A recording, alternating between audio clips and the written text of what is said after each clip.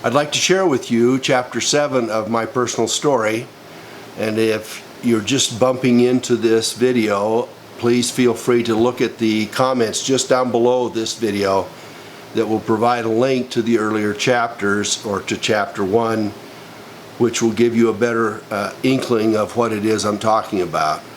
And thanks so much for following. So here's Chapter 7. Chapter 7, Growing Angst. I measured and remeasured Chad's head during the week following our trip to Billings for the CAT scan, hoping to see some growth. There was none. The obvious and devastating reality, which continued to sink in, was that Chad's brain had been largely destroyed. In contrast to my gloomy forecast, Kate was determined to nurture our son to some form of normalcy. What would have worked best for me at that time was a somber and plain-spoken review of what I knew and how we might realistically move forward together. How could I shift the narrative between us to squarely face our impending catastrophe?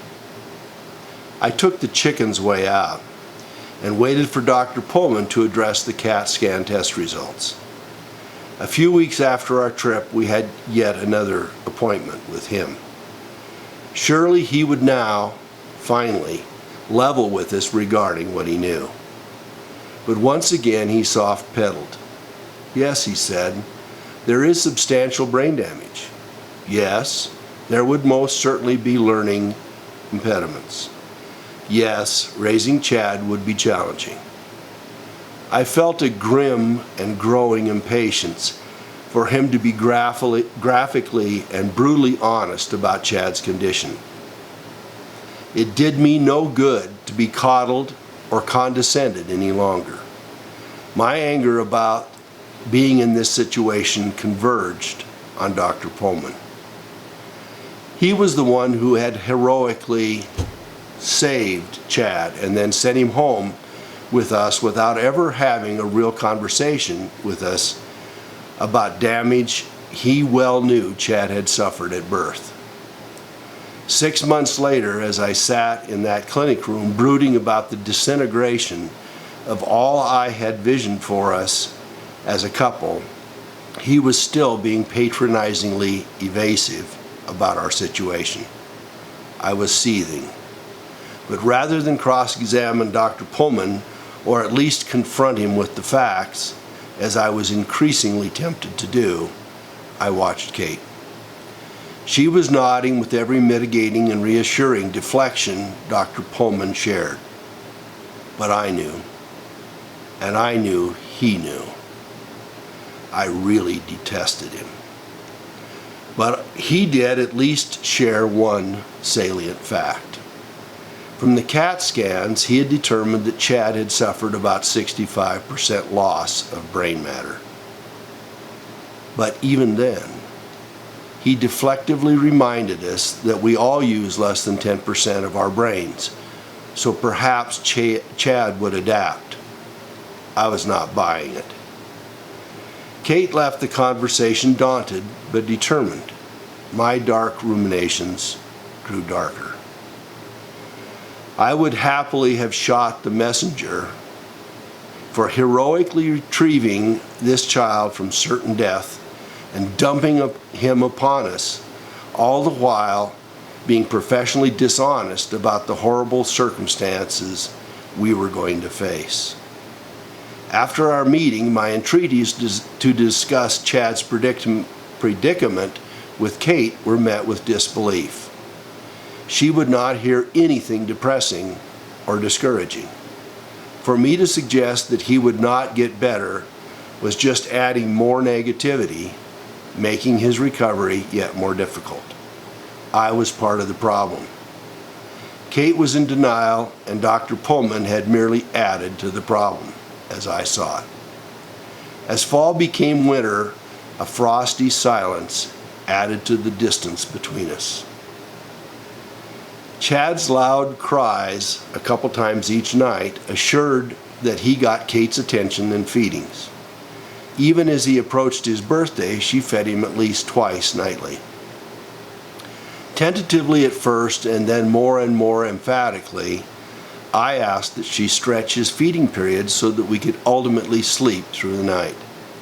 She insisted that he needed multiple nightly feedings. On our next doctor visit, I brought up the nightly feeding problem. Kate immediately responded, defending her belief that Chad needed more assistance. "How many times a night is he awaking you to feed?" Dr. Pullman asked. "Usually 2, once about midnight and again about 4 a.m. "Is he fully feeding at other times in the day?" "Yes, he's still slow to feed, but he seems fully satisfied when he's done." "Do you think he needs these nightly feedings?" "Well, yeah, I think so. Let me share with you that even challenged children can be very manipulating." "I don't think he's manipulating me." "You could test that. As your husband suggests, he may not need to wake you through the night. At his age, he may well adapt to longer feeding intervals." "How would we know?" Kate asked. "Let him cry for a couple nights as you extend the time between feedings." "How long do we have to let him cry?" "At first he may really test you, but in a few days he may well adjust to the new routine." Finally, as the appointment ended, she reluctantly agreed to try it. For once, Dr. Pullman had been marginally helpful. The first night was excruciating. For at least half an hour he wailed. Kate twitched with each scream for attention. Kate and I talked the whole time. Reluctantly, she held fast. During the next couple nights, he again tested her, but with less and less insistence, followed by longer sleep periods between each entreaty. By the 4th night, we were able to sleep through the night. Mom agreed to do weekday care when school began, and she had lofty goals for Chad. If anyone could bring him around, she could. As Chad's attention and responsiveness flattened, she doubled down with mounting determination. No matter the topic, Mom always had positive mantras. She lived by them and held them dear in her quest to make the world better. She gave her full attention to each cause, no matter the project.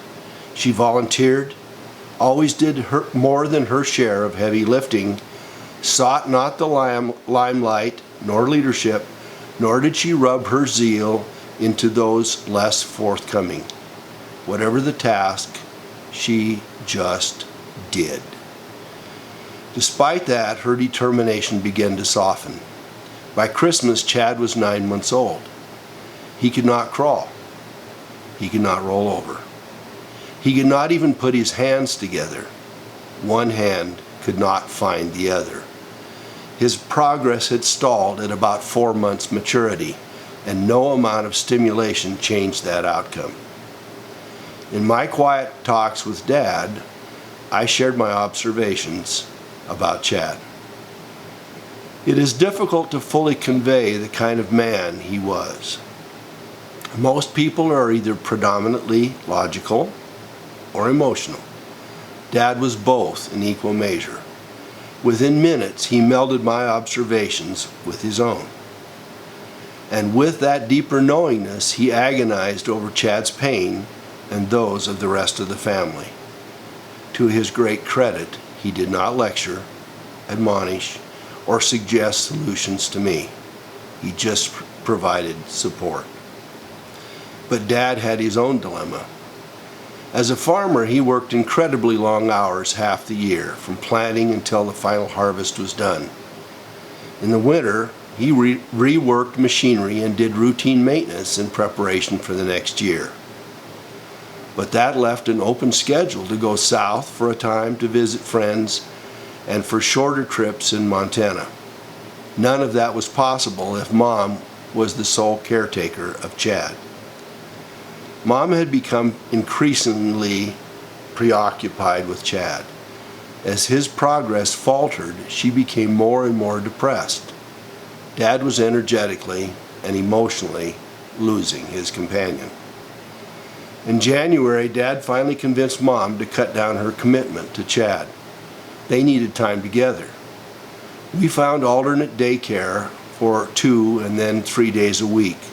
We mustered enough alternate coverage so that they could take a few days off. When summer arrived, Kate and I had occasional conversations about her work and about Chad. She needed time away from Chad's intense and draining care. School provided that. We were going to need more help when school began. We put numerous ads in local papers and in regional papers. Alternately, we advertised for daycare, weekday help, even live-in care with an apartment we would provide, trying to come up with some viable solution. We got a few calls, but absolutely nothing that progressed beyond a call or a first interview. Our predicament deepened as the fall loomed. It would be years before respite care and state programs were offered for families with handicapped children. And the lady who had been our saving grace the previous spring moved back to Texas with her family. We were on our own. Nothing I could say about the CAT scan, Chad's now obviously small head, or his lack of progress served to open a meaningful dialogue with Kate. Sharing my misgivings seemed to cause her to protect him and her care of him even more. And yet, despite that, her determination had obviously turned grim as well. At that time, I understood nothing about how differently the two of us approached and resolved problems. The only way I knew to figure things out was to logically and painstakingly talk and walk through various elements until I could come up with a solution. Why could she not minimally respond to me that way? It made no sense to me. Little did I appreciate that she felt her way through problems in ways she could not describe to me. She saw me as being too determinedly logical, and as my frustration grew, overbearing and demanding. None of that worked to establish dialogue or shared purpose. My persistent logical matrix merely fortified the impregnable barrier growing between us. I saw that barrier as one Kate had built up. Little did I realize that at least half the bricks stacked up between us had been mine. I felt isolated, but I had my parents. Kate must have felt even more alone than I did. And through it all, without dialogue, I felt that I had no input whatever regarding our path forward. The growing rift between us, the logistical impossibility of caring for Chad, and his profound and insoluble condition had become our imminent and intractable crisis. That's the end of chapter 7. Thanks for watching, and I will get more out. Thanks so much for all your support and for sharing your own life stories as well.